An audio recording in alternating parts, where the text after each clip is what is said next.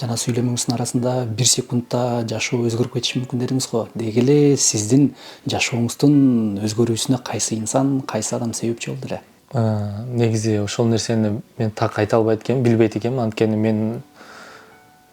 менин жашоом өзгөрүп кетишине кандай себеп болгонун. Бирок чындыгында мен көп байкайм да.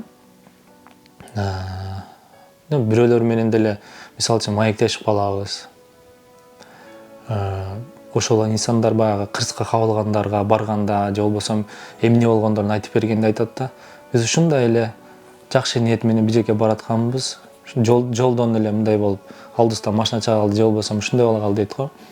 Ошон үчүн мындай ар бир нерсени кылаарда Аллахка таянып, ар бир нерсени ошол бисмилла менен кылыш керек да. Анткени биз өзүбүз баягы Алланы унутуп коюп, аябай аракет кыла беребиз, бирок унутуп коебуз да. Өткөндө бир интернеттен көрүп калдым. Неге дейт пенделер башына кыйынчылык түшкөндө Аллага жалыш керек дейт да.